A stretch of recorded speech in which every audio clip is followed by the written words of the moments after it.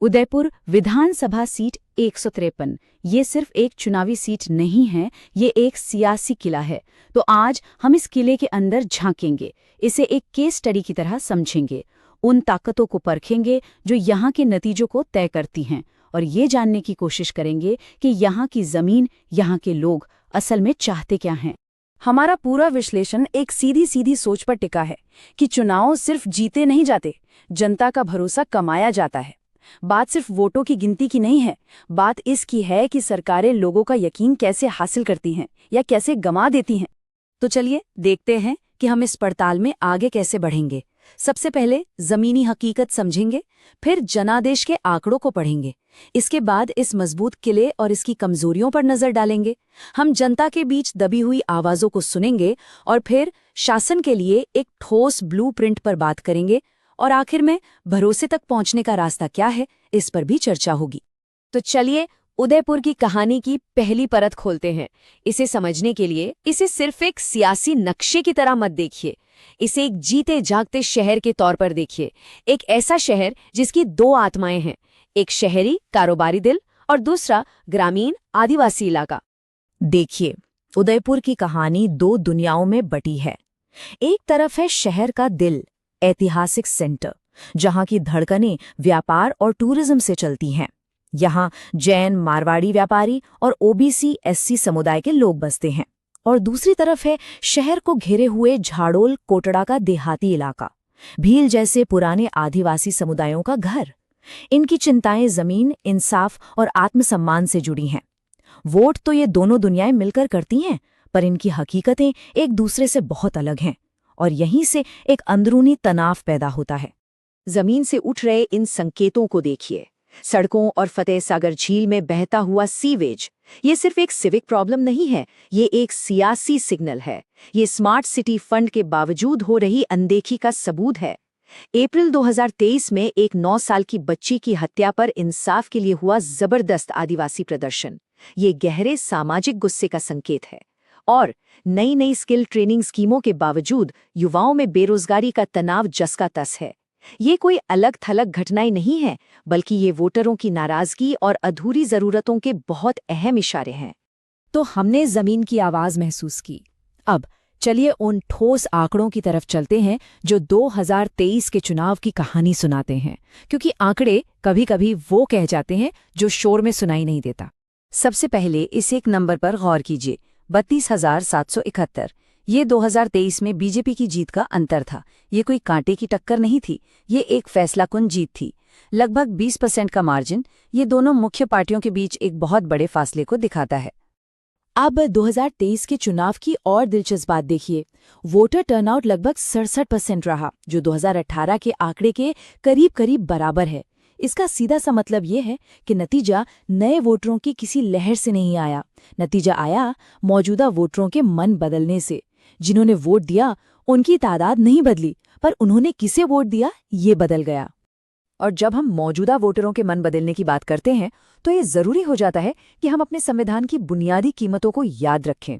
हर voter को सम्मान के साथ सही जानकारी के आधार पर अपनी बात रखने और फैसला लेने का अधिकार है। ये सिर्फ एक अधिकार नहीं, बल्कि एक जिम्मेदारी भी है। खैर, ये टेबल उदयपुर का सियासी इतिहास साफ साफ दिखाती है। पिछले 7 में से 6 चुनाव बीजेपी ने जीते हैं। 2003 के बाद से तो उनकी जीत का औसत मार्जिन 18% से भी ज्यादा रहा है। कांग्रेस की इकलौती जीत 1998 में आई थी, जो पूरे राज्य में उनकी लहर थी। ये आंकड़े उदयपुर को बीजेपी का एक बहुत मजबूत किला साबित करते हैं। तो हमने देख लिया है कि क्या हुआ, अब सवाल है कि क्यों हुआ। चलिए अब उन सिस्टम और ढांचों की चीर-फाड़ करते हैं जिनकी वजह से 2023 का नतीजा हमारे सामने है। हम सत्ताधारी और चैलेंजर दोनों की ताकत और कमजोरियों को समझेंगे। ये स्लाइड दोनों पार्टियों की चुनावी मशीनरी का एक अच्छा एक्सरे है। बीजेपी की ताकत, दशकों में बना उसका गहरा जमीनी नेटवर्क और कानून व्यवस्था पर बनाया गया मजबूत नैरेटिव। लेकिन कमजोरी, कटारिया और जैन खेमों के बीच की अंदरूनी खिंचतान और ध्रुवीकरण के मुद्दों पर जरूरत से ज्यादा निर्भरता। दूसरी तरफ कांग्रेस की ताकत थी राज्य सरकार का सपोर्ट और वेलफेयर स्कीम्स तक उनकी पहुंच। लेकिन उनकी कमजोरी, जमीन पर ढीला संगठन और एक बाहरी उम्मीदवार की छवि, जिन्होंने 2024 में इस्तीफा भी दे दिया। तो कहानी है एक मजबूत लेकिन अंदर से बटे हुए किले की और एक साधन संपन्न लेकिन बिखरे हुए चैलेंजर की। और देखिए, रिपोर्ट का ये हिस्सा इसी बात की तस्दीक करता है। इसमें साफ लिखा है कि ताराचंद जैन का चुनाव, जो कटारिया के विरोधी समझे जाते हैं, उसने पार्टी के अंदर ही दरारें पैदा कर दी हैं और ये अंदरूनी फूट एक बड़ी फॉल्ट लाइन बन सकती है। इससे पता चलता है कि एक मजबूत से मजबूत किले में भी दरारें हो सकती हैं। अब चलिए उन आवाज़ों को सुनते हैं जो अक्सर चुनावी शोर शराबे में कहीं खो जाती हैं।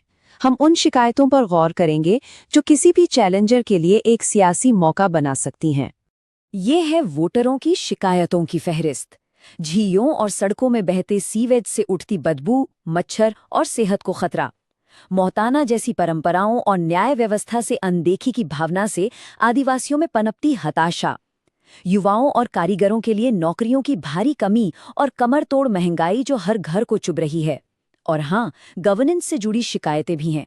ठेकों में भाई भतीजावाद के इल्जाम और महिला सुरक्षा पर लापरवाही। ये छोटे मोटे मुद्दे नहीं हैं, ये गवर्नेंस की बुनियादी नाकामियां हैं। और ये नक्शा हमें एक बहुत जरूरी बात याद दिलाता है। जीत की चाबी नेशनल टीवी की बहसों में नहीं, बल्कि उदयपुर की इन्हीं गलियों और गांवों में छिपी है। इस सीट को जीतने के लिए एक हाइपर लोकल यानी जमीन से जुड़ा नजरिया चाहिए। लोगों की समस्याओं को उनके दहलीज पर जाकर समझना होगा। तो हमने ये समस्या को अच्छी तरह समझ लिया। अब समाधान की ओर बढ़ते हैं। यहाँ हम एक साफ और एक्शन लेने लायक रणनीति पेश कर रहे हैं।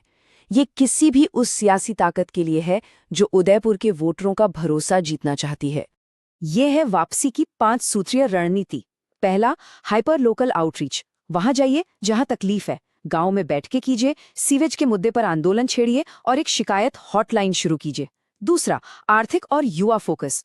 सरकारी लक्ष्यों से आगे बढ़कर 1500 स्थानीय युवाओं को ट्रेनिंग और रोजगार मेले का वादा कीजिए। ट्रेनिंग से कमाई तक का एक साफ रास्ता दिखाइए। तीसरा, नैरेटिव को बदलिए। ध्रुवीकरण की बातों का जवाब विकास के एजेंडे से दीजिए। कैंपेन क्लीन स्लेट्स पर नहीं, क्लीन लेक्स पर चलाइए। चौथा, टारगेटेड कम्युनिटी आउटरीच। आदिवासी वेलफेयर काउंसिल का वादा करके आदिवासी वोट को अपने साथ लाइए। डिजिटल प्लेटफॉर्म पर शहरी युवाओं से नौकरियों और गवर्नेंस पर बात कीजिए। और पांचवां और सबसे जरूरी, भरोसे को जमीन पर उतारिए। सिर्फ चुनाव के वक्त नहीं, पूरे साल लोगों के बीच रहिए। वोटरों के साथ एक पब्लिक विजय प्रतिज्ञा पत्र साइन कीजिए। ये सिर्फ चुनावी चाल नहीं, एक गवर्नेंस का प्लान है। और इस पूरी रणनीति का जो निचोड़ है, जो मूल मंत्र है, वो इस नारे में छिपा है। शोर कभी किराए पर न लें, केवल विश्वास अर्जित करें।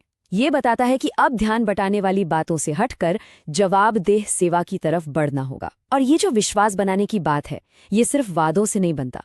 इसके लिए जरूरी है लोगों की निजी जानकारी का सम्मान करना। भारत के डीपीडीपी फ्रेमवर्क के तहत लोगों की सहमति, उनकी प्राइवेसी, ये सबसे जरूरी है। विश्वास की बुनियाद इसी सम्मान पर टिकी होती है। आखिर में हम इस बातचीत को सिर्फ एक विधानसभा सीट से आगे ले जाते हैं और जवाबदेही पर आधारित एक नई किस्म की राजनीति के बड़े विजन पर बात करते हैं। ये सियासत से परे एक मकसद की तलाश है। हम अपनी इस पड़ताल को एक आखिरी सोचने पर मजबूर करने वाले सवाल के साथ खत्म करते हैं। सत्ता का असली मकसद क्या है? सिर्फ धारणाएं बनाना और उन्हें मैनेज करना, या लोगों की समस्याओं को सच में हल करना? ये एक ऐसा सवाल है जो इस पूरी चर्चा का सार है और हमें आगे भी सोचने के लिए एक दिशा देता है।